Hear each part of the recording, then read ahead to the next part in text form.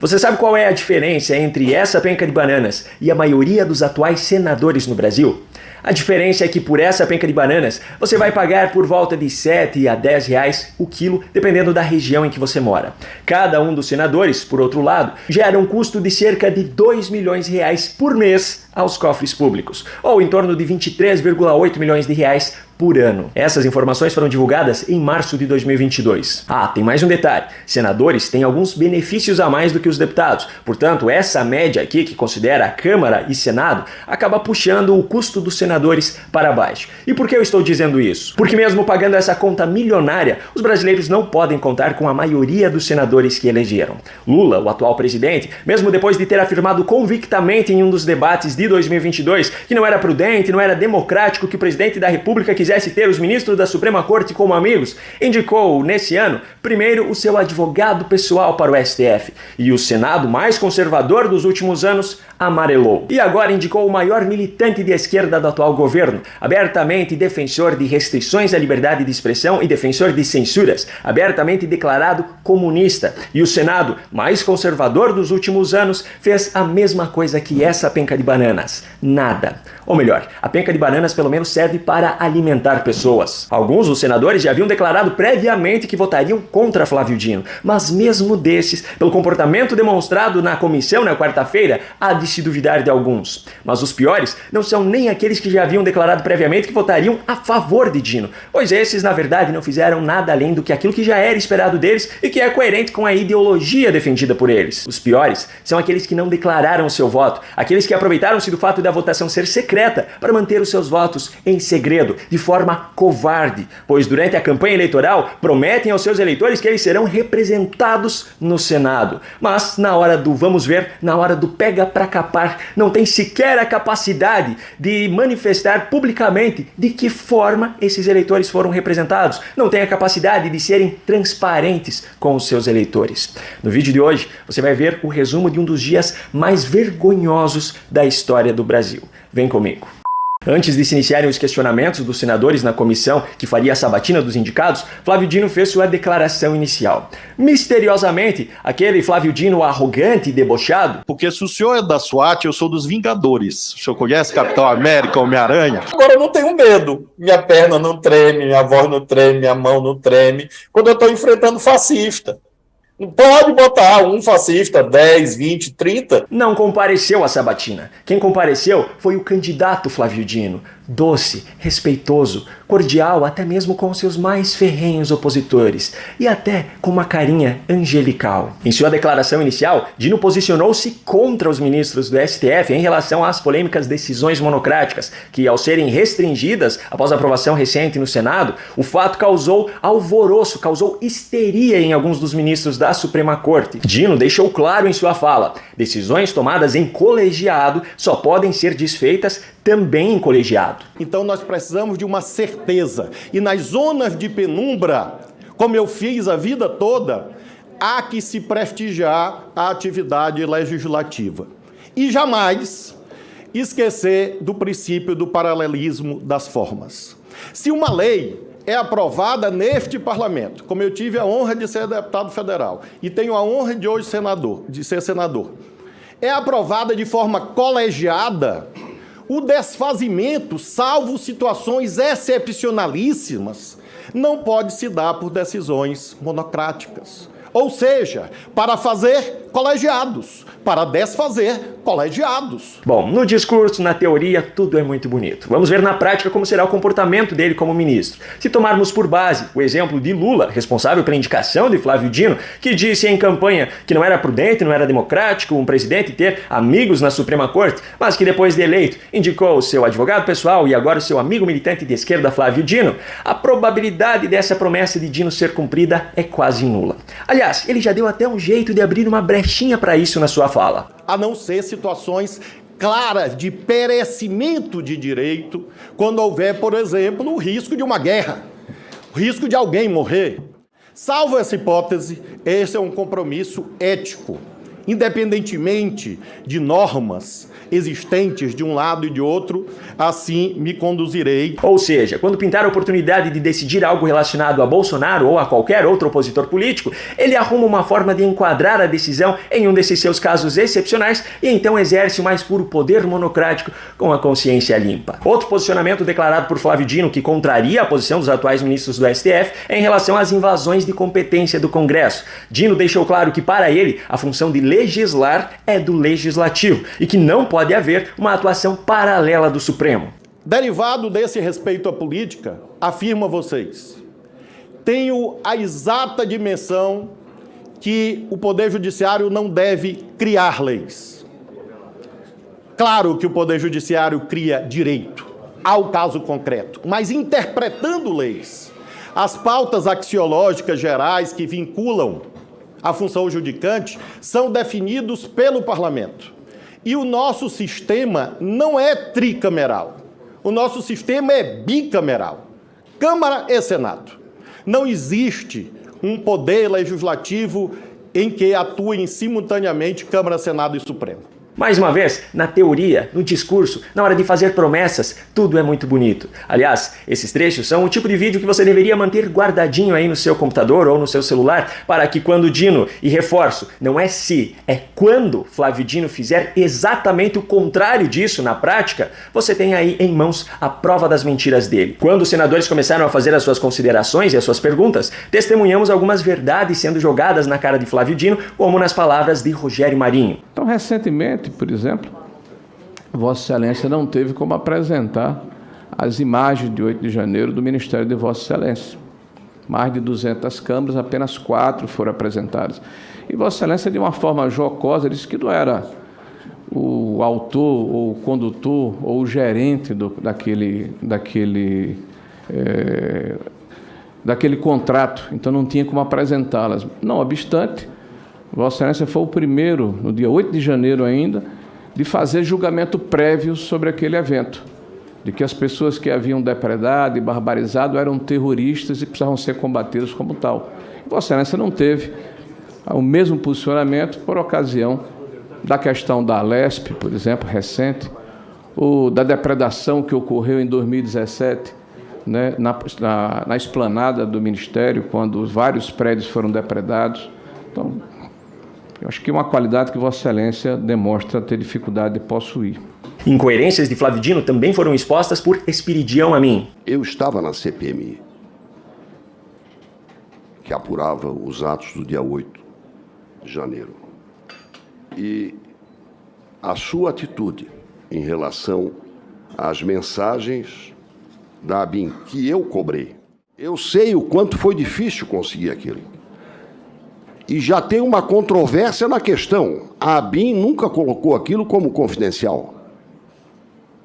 Foi o Ministério, então, a que ela era vinculada, que colocou a confidencialidade.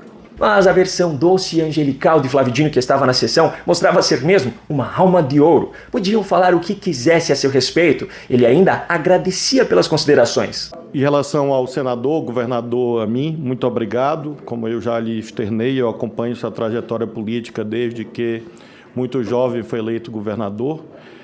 Sei que é uma trajetória respeitada pelo povo de Santa Catarina, tenho meu respeito. Quando o senhor foi candidato a presidente da República, colocou uma maranhense como sua vice, a ex-primeira-dama Gardênia, e, portanto, eu agradeço as suas considerações. Esse contraste das diferentes personalidades apresentadas por Flávio Dino em diferentes momentos do ano no Congresso foi exposto por Rogério Marinho. Vossa Excelência estava bem tranquilo, vestindo um figurino diferente do que nós estamos acostumados. De alguém belicoso, jocoso, ferino, irônico. Marinho, inclusive, fez novamente a pergunta que já havia feito anteriormente e que Flávio Dino não havia respondido. Não, e eu fiz uma pergunta que ficou sem resposta. Se Vossa Excelência se sentiria impedido de julgar o seu inimigo declarado, que é o Jair Bolsonaro, como ministro. Mas não adiantou, pois o doce angelical Flávio Dino fez mais uma vez de conta que não ouviu a pergunta. Depois disso, logo quando começaram os puxa-saquismos do petista Fabiano Contarato a Flávio Dino, o líder do PT no Senado, Jacques Wagner, o interrompeu para fazer uma recomendação aos senadores da base governista, mostrando que a cara de pau do atual governo já chegou a tal ponto que eles já nem fazem mais questão de manter a sujeira apenas nos bastidores. Ao Procurador-Geral da República. Senador Contarato, me permita lhe interromper. Eu só queria, como líder do governo, solicitar, evidentemente, não há imposição, aos senadores e senadoras que são da base, vou chamar assim, que se puderem evitar só muitas perguntas ou perguntas, eu agradeço. Não, eu estou fazendo um pedido como líder de governo, porque, evidentemente, nós ganharíamos 20 minutos, 10 da resposta, se pergunta não houver, portanto, da réplica e da tréplica. Mas não tome como cerceamento a sua fala, perdão. É só um pedido do líder. Claro, só por questão de tempo, nada além disso.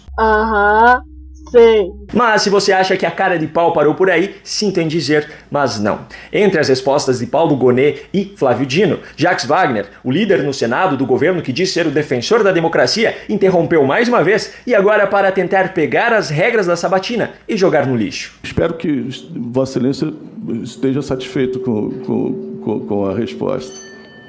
Presidente, Pois não, me permita, como eu sei que os dois indicados visitaram um número muito grande, não sei se conseguiram chegar a todos, de parlamentares, senadoras e senadores, eu demando a Vossa Excelência se seria possível abrir a votação dos dois, mesmo durante o processo que continua.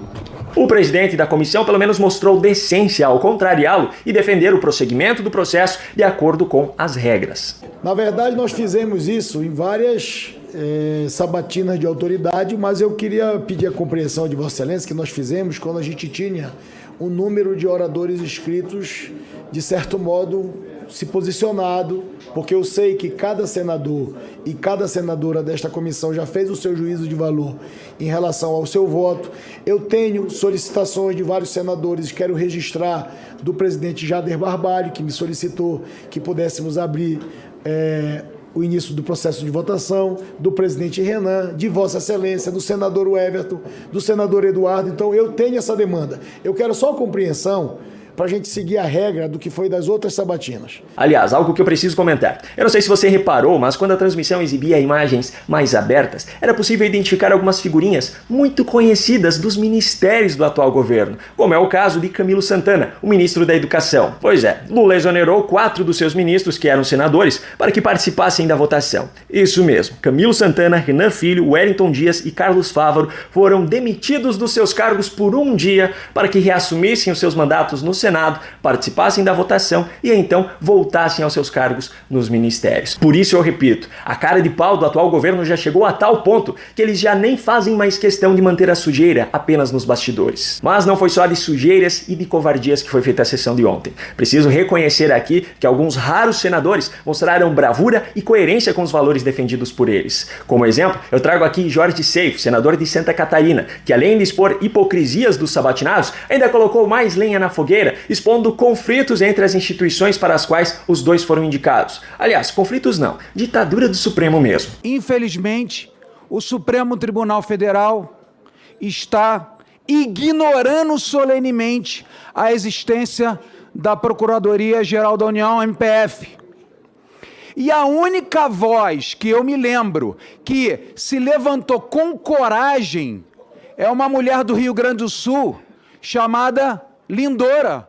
Como que o senhor, se posicionou perante o senador Espiridião Amin, dizendo que não pode se posicionar agora, porque não tem profundo conhecimento e que tem que esperar ser sabatinado? Sinceramente, isso não demonstra da sua parte. E o que eu lhe pedi ontem, é que o senhor tenha coragem, para erguer o Ministério Público Federal, que hoje, infelizmente, é ignorado.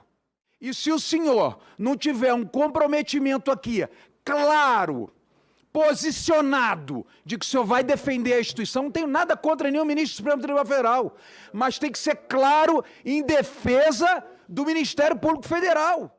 E também falo com o senhor Flávio Dino.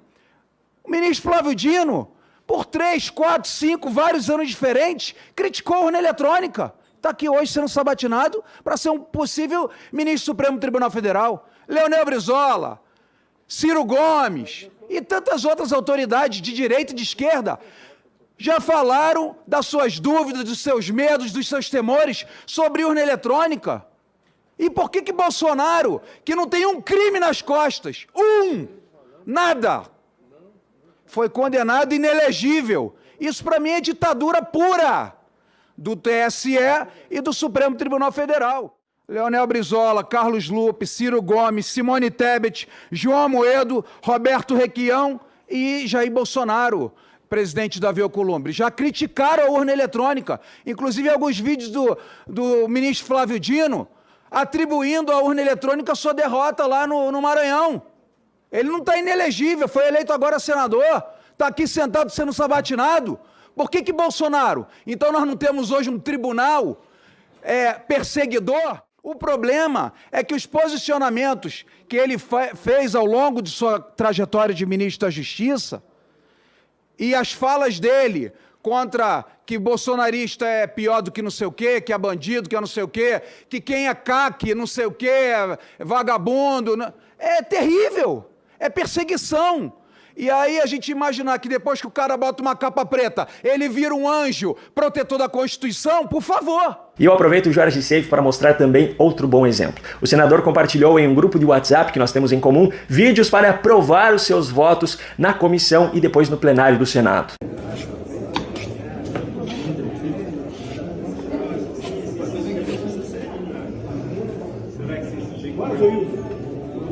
Pessoal, aqui, ó.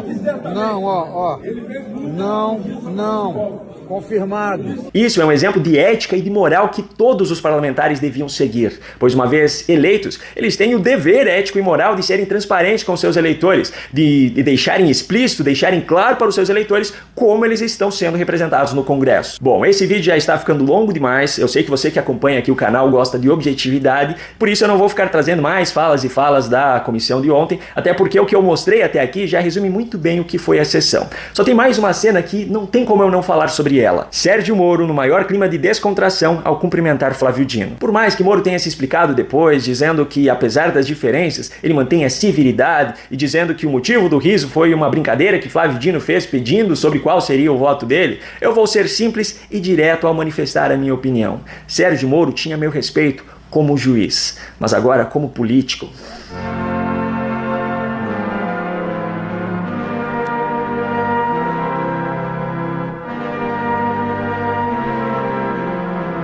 Bom, o resultado das votações não foi diferente do que já era esperado. Os sabatinados foram aprovados na comissão e em seguida aprovados no plenário do Senado. Oficialmente, agora temos mais um militante de esquerda no Supremo Tribunal Federal. Em relação aos senadores, com exceção dessa minoria que se manteve firme em seus princípios, mostraram mais uma vez ao povo brasileiro que, assim como uma penca de bananas, amarelaram. A diferença, além do custo, é que com o valor nutricional, a banana é a única nessa comparação que ainda tem valores inabaláveis.